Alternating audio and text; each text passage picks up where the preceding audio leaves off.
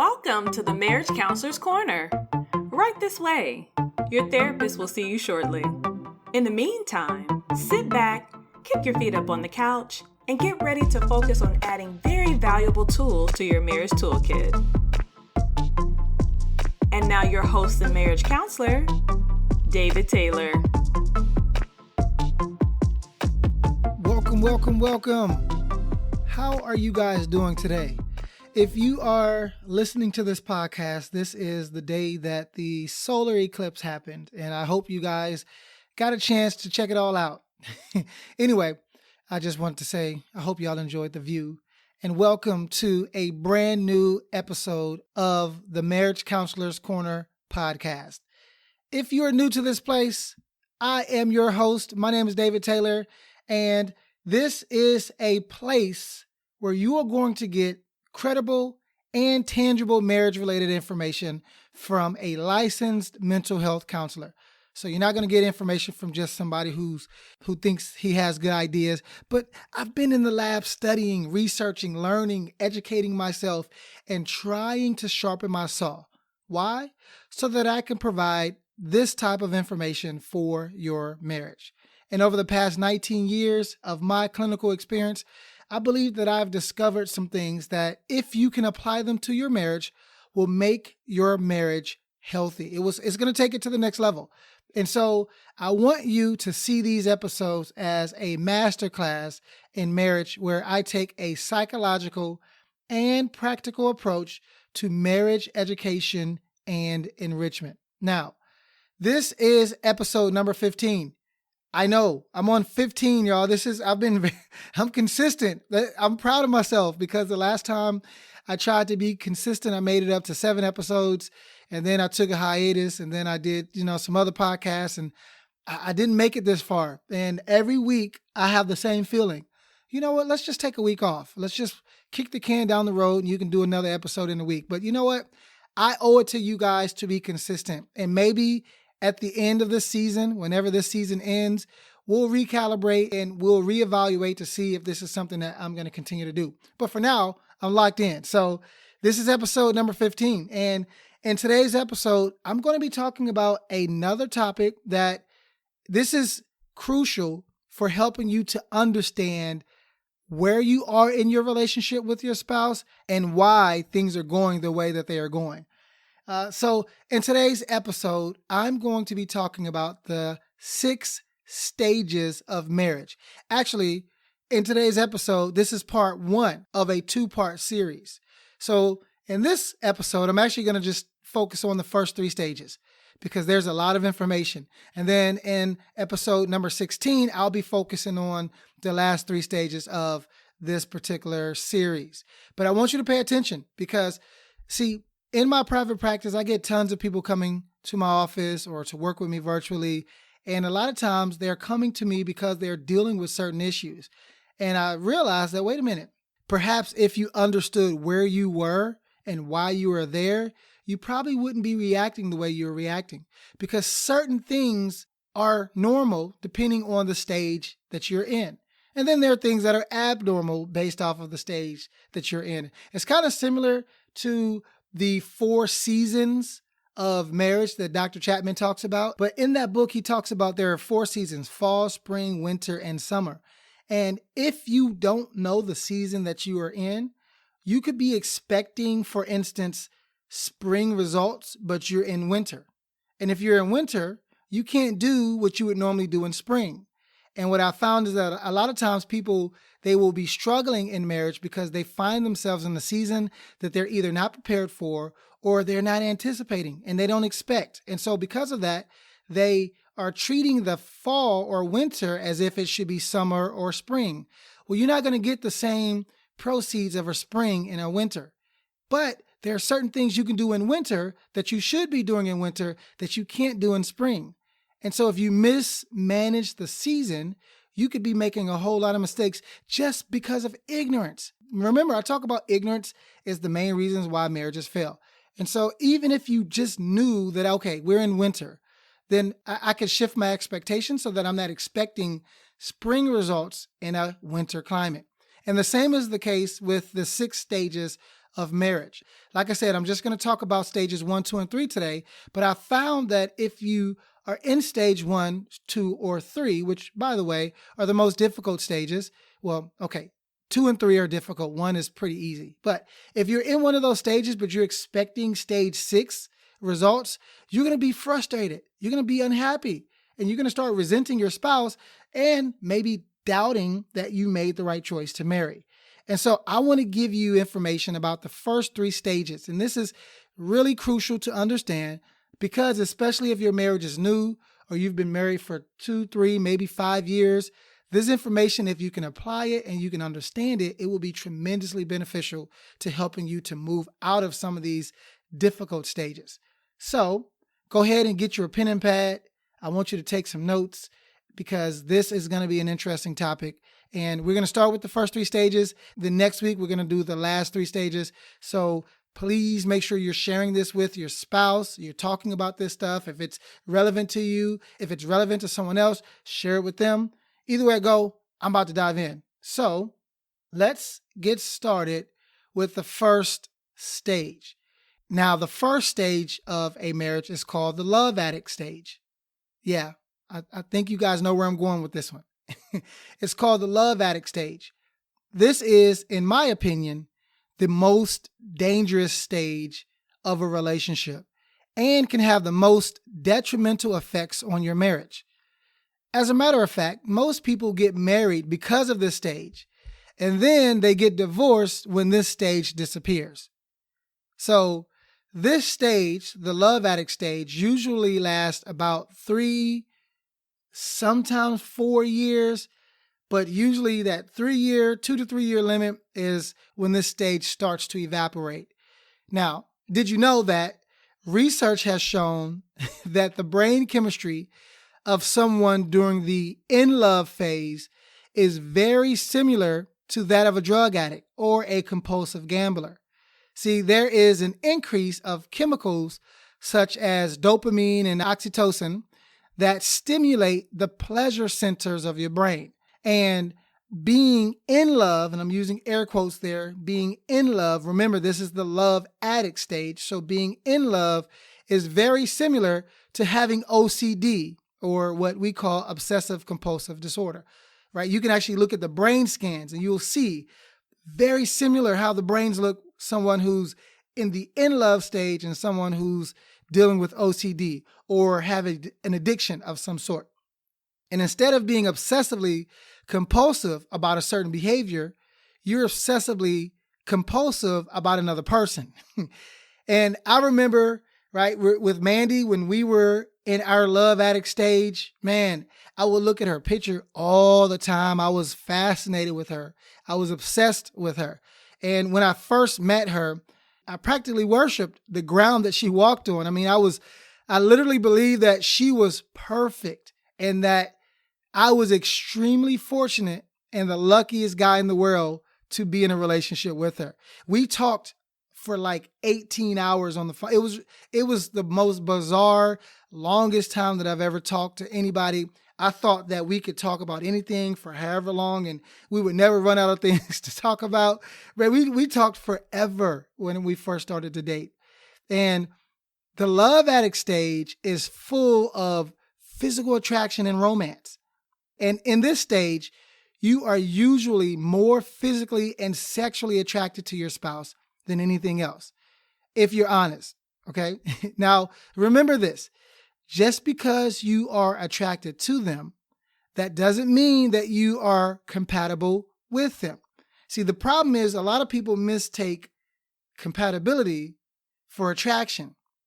And just because you're attracted to them and you feel all those chemicals firing off in your brain and you get the butterflies in your gut and you're obsessed and let's just stay on the phone and breathe, right? Y'all remember, y'all maybe, no, we all did that when we were younger. Y'all remember that, right? Just because you're attracted to them, does that mean you're compatible with them? And I'll go a step further. And just because you guys are compatible to a certain degree, doesn't mean they're suitable for you. And you should only marry someone that's suitable, Not just compatible, but suitable. Obviously, you want compatibility. That has to be there. But suitability is even more important. I could talk about that at a later time. Let me stay focused. Now, you may have to work overtime to make your marriage work because you mistook sexual attraction for long-term compatibility. And so, okay, because I want to go and give you a lot of information about these things. And some of these other stages that I'm going to discuss in a minute will require more attention to detail. So let me give you a few final thoughts on this first stage. Now, again, this love addict stage is all about attraction. It's all about the physical and sexual attraction. Remember, how we define love over here in America is completely different than a lot of other cultures. And if you look at, some of the like Greek and Hebrew languages, they're when they defined a word, it had levels. And so you remember when I talked about the different types of love, we have eros, storge, agape, philia, and there's a lot more, but just those four main types. Well, eros is what's usually being fired off in this stage. So in the love addict stage, you're using a lot of eros, a lot of romance and attraction, and eroticism comes from the root word eros. But all of that is firing off in that first stage, right? And so you're mistaking the attraction and the eros for agape. And as a matter of fact, most people will try to give agape because of eros. And that's just not how it works, okay? But I want to give you 3 hooks that accompany this first love addict stage. So here are 3 things that often come hand in hand with stage 1. The first thing is lust. The second thing is romance. And the third thing is attachment. Now, oh gosh. Okay, let me, I want to give you so much more. Just look, y'all gonna have to come meet up with us when we do our workshops, because I got so much information. But let me say this part.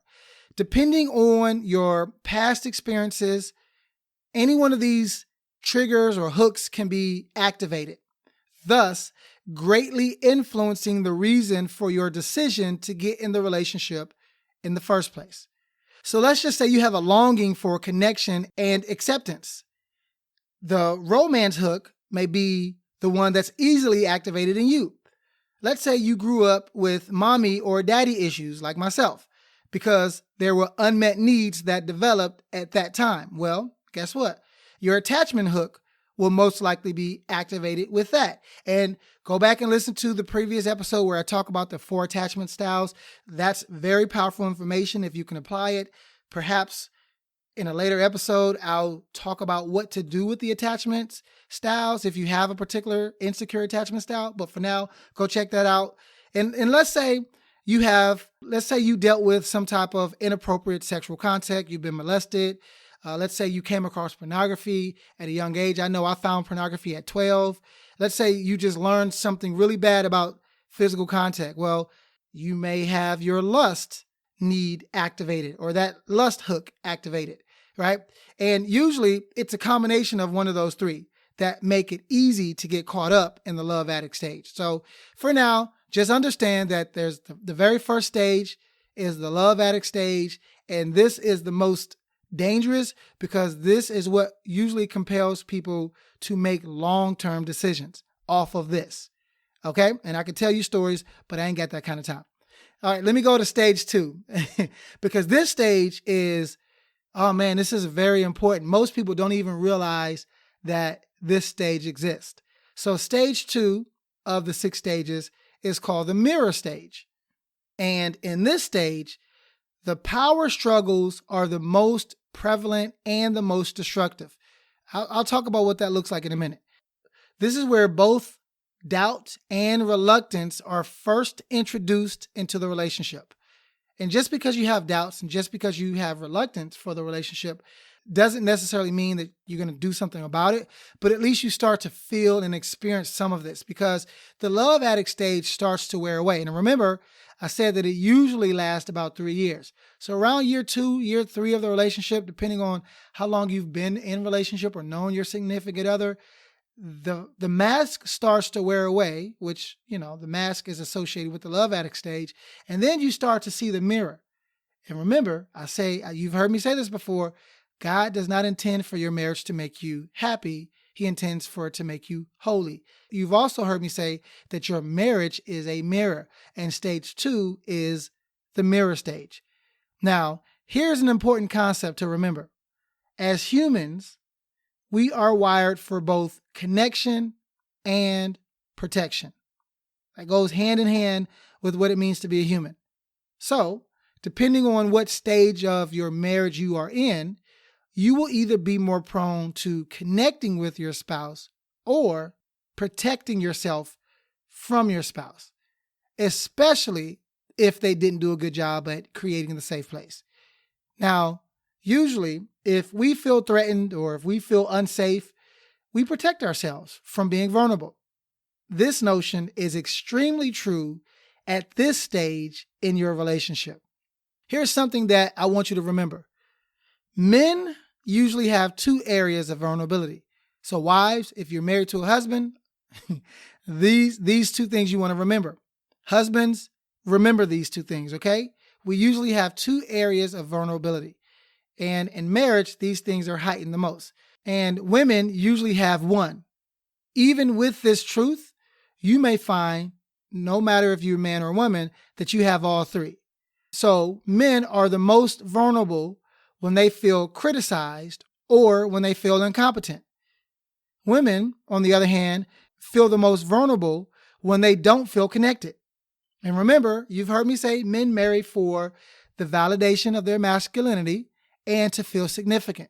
And if they're criticized or if they feel incompetent, I would even add inadequate, then they're not going to feel validated and they're not going to feel significant. They're going to feel insignificant. And women, they desire connection. Their fear is usually centered on the question, do you still care about me? Right? And for a husband, his fear is centered on the question, how do you see me? Right? And in relationships, there are 3 main ways that both men and women react to the conflict of feeling vulnerable when they're not safe. Okay? So here's how they react. They either fight, flee, or freeze. Now, you may be wondering, how do we go from being head over heels in love to this destructive power struggle where we are both left feeling threatened and unsafe? The answer is this. We fall in love with certain qualities, but over time, those qualities begin to annoy us.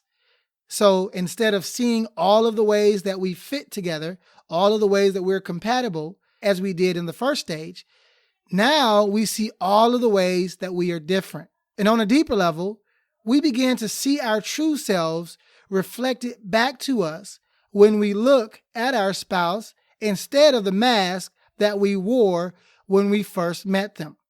I hope you got that. So again, we start to see our reflection. And remember, if you listen to any of the previous episodes, I talked about that we have those 3 versions of ourselves, our true self, our ideal self, and our disowned self. Well, at this stage of the relationship, we start to get a lot of our true and disowned traits reflected back to us when we look at our spouse. This is why it's called the mirror stage, right? Now we start noticing that the other person is not us. They have habits and demands and desires that are different and in some ways a stark contrast to who we are and what we first saw when we met them. Now, we don't feel validated when we look at them. Instead, we get what we call cognitive dissonance. We get doubts and we start to feel reluctant about the relationship. So I want you to think about this, right? So remember, this is the mirror stage. If you look at them in the first stage, you're head over heels, you're smitten, you're in love. But you start looking at them in the second stage, you're going to start getting a reflection back to you of someone that you probably don't like. And what we often do is we start to see them as the reflection that we're getting back instead of seeing our reflection. And this is often what leads to the third stage of marriage.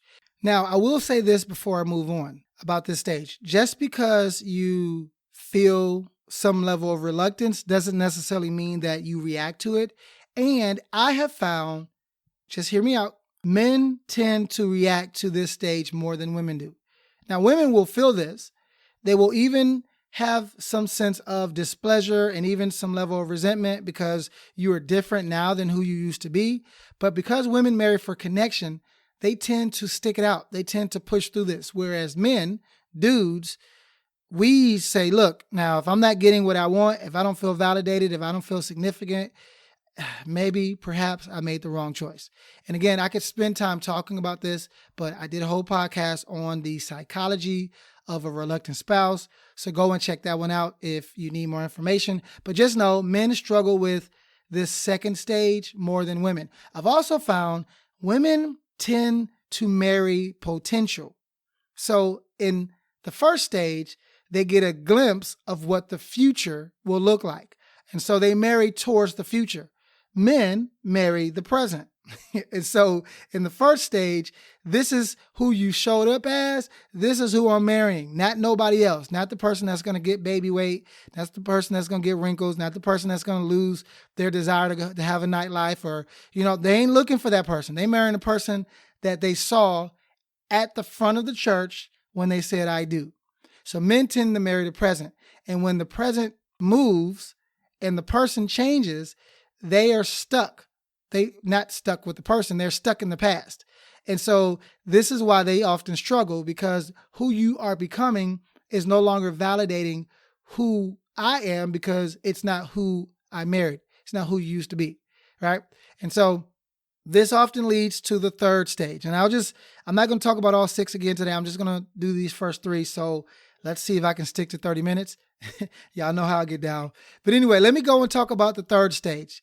This stage is called the reluctant stage. Now, this stage is a byproduct of what happens in stage 2. Remember how we discussed the fact that we all wear masks in our relationships, right? That's the first stage. We come looking pretty, looking beautiful. We well put together, clean shaven, breath smell good, no body odor, no stains on my shirt. I'm all together, but let the mask wear away. You're going to see the true self. Okay.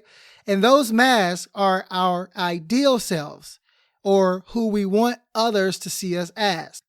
And as the masks start to wear off, our true selves are revealed. Now, your true self is full of bad habits that you are often embarrassed by.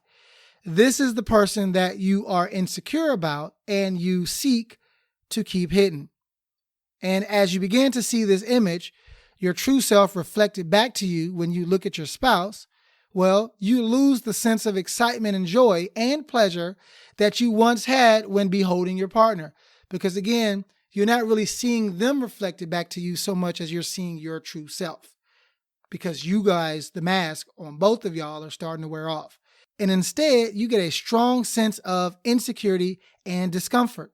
You lose the sense of validation that you once experienced, and you start to feel the need to protect yourself from being exposed, from being hurt, from being disappointed, for not having your expectations met. And y'all just heard me talk about in a previous episode the importance of expectations, right? Now, you don't feel safe and secure with this person. Now, you feel the need to protect yourself, right? We go into this coping stage. And stage 3 is really about coping with what you don't get, or with what you thought you had, but you no longer see. Now, of course, this process is more subconscious and is not something that you're overtly thinking about for the most part. Instead, you rationalize that your partner has started to change, that they are no longer interested in loving you selflessly, only in instead loving themselves and validating themselves. See, in stage 3, instead of seeing all the ways that you fit together, you begin to see all the ways that you guys are extremely different. So now we're no longer compatible. Now we no longer share a strong connection. Now you don't seem to be interested. You work too much. You're too busy. You're too focused. You're too worried. You're too stressed. Right now we see all of those habits. Instead of seeing what's right, you begin to only see what is wrong with the relationship. Think of it like this. The very things that you loved about this person to begin with, they become the very things that drive you apart, right? So you used to like the fact that they were driven and they had a strong sense of leadership, but now they're controlling, they're bossy, or they work too much. They spend too much time focusing on other people's problems, right? That's just an example. Here's another one. When you first met them, they were energetic, they were extremely spontaneous, they were extremely outgoing. They had a carefree attitude about themselves and were unbothered by most things. But now they seem to be too apathetic, too spontaneous. They don't really care about most things. They don't take things seriously. So now when there needs to be structure, you feel that they can't contribute. And as a result, the issue becomes problematic and painful because they were spontaneous and now they're too carefree. They don't care. They don't take things serious. We need structure. We need discipline. What are you doing? What are you doing with your time? What are you doing with your life? You seem like you don't really care. You're just spending all this time on social media, even though that's where we met, right? Like now you want them to be more structured, but they're not. Okay. And I have found that most people don't want out of the relationship. They want out of the pain that is produced by this process. They don't want to be in this stage anymore because it's painful. So think of it from that standpoint. Here's another interesting note about this stage. So 2 points start to emerge out of the conflicts that people experience because this stage is usually when there's the conflicts that start to come up. And so if the first stage happens in the first 3 years of marriage, the second stage usually happens around 3 or 4. And this is like between 4 and 5. You know, you've heard people say, if you can make it past 5 years, you've done something. It's because this is around that stage where you are entering into the reluctant stage. So here's 2 points 2 points of conflict that I want you to keep in mind. The first is the incorrect belief that our happiness and the success of the relationship are determined by what our spouse says and does. This thought, as you can tell, is extremely dangerous because it keeps the focus off of you changing and places it only on your partner. Now, the harsh reality is all relationship change begins with you. This is truth, right? This is something that you cannot overlook and shouldn't overlook. And is a powerful paradigm to have if you are looking to truly impact your relationship and your overall personal well-being in a positive way. Now, the second point that I want you to keep in mind is that many of the conflicts, both small and large, that we face in this third stage can't be resolved until we put serious time and energy into our relationships.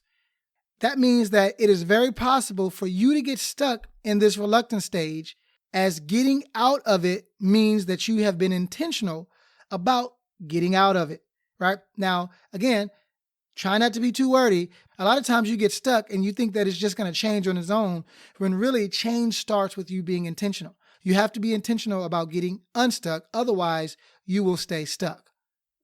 Speaking of getting stuck, there are 7 different issues that often arise while you're in this third stage. Now, let me briefly go over these 7 and then I'm going to wrap up here. So the first issue is boredom. I've seen that the reluctant stage can happen because perhaps we get into a routine of life. Perhaps we get married, we settle down, we have kids, and then we get bored, or we get into a rut, or we get into a routine. And perhaps this season feels different than how things were when we first got together. Newsflash, it's going to feel different.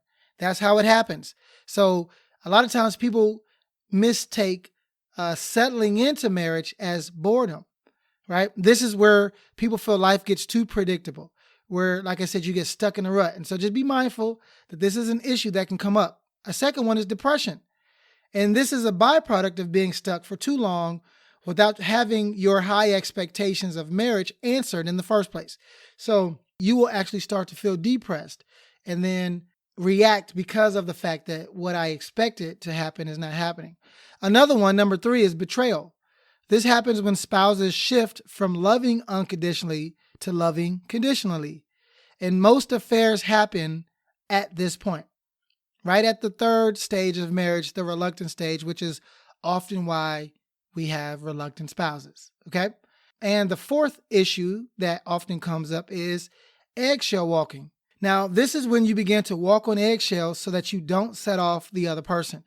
And all of the unspoken conflicts that have been built up over time create landmines that you must carefully walk around in order to avoid setting them off. And this is what we call eggshell walking. Now we just got too many things that we did not discuss because we have not been incorporating a healthy habit of communication. And now I got a bunch of issues with you that I'm not even talking about. And you don't know. And now I got to walk on eggshells so I don't always bring it up, because every time I bring something up, you think we're arguing. So now I got to walk on eggshells. Now you got to walk on eggshells because you notice that I'm frustrated with every little thing you do. And now you're trying to be as careful as you can possibly be to not disrupt the connection, right? This is how eggshell walking looks. The fifth issue is the missing connection. And this is where the connection that you once shared goes missing. And the 7 areas of intimacy that I discussed, and you've heard me talk about this before, those areas go neglected. And often it happens because people think that the first stage, the love addict stage, is supposed to last forever. So they don't even work. They don't even put in work to maintain certain things because, well, it just used to happen seamlessly on automatic. Now I feel like I got to work at it. And if it's love, I should not have to work. If it's really real, I should not have to work this hard. It should not have to hurt, right? I usually hear that statement. The 6th issue is volcano syndrome. And in this stage, it is very easy to let things pile up. Remember the eggshell walking principle, right? Remember that thing. Well, if I'm letting things pile up, especially if I'm an eggshell walker, then as a result, there comes a tipping point where you simply can't hold things in anymore. And all of your unspoken expectations, all of your unspoken emotions, all of your unspoken thoughts that you've been bottling up, they come streaming out, right? And that's why we call that volcano syndrome. And then lastly, the 7th issue is irritability. And this is when your emotions become extremely volatile to the extent that your mood changes with the weather. One day you're up, the next day you're down. And usually if you're an eggshell walker, you're going to have a lot of irritability because there are things that you would like to say that you've been holding in. Now you got an attitude. Now you're walking around tense and anxious and irritable and moody because you ain't been enforcing effective communication skills. So these are 7 issues that usually intensify the reluctant stage, forcing most people to finally get to a point where you have to make a decision about the relationship in order to find happiness again. And this leads us to the 4th stage of marriage. Now, I'm not going to do the 4th stage right now because I'll be here for a whole nother 30 minutes to an hour and I'm already at 37 minutes. So here's what I'm going to do. I'm going to wrap up here. We're just going to pause the topic for now. Your homework is just to review these first 3 stages. That's all I want you to do.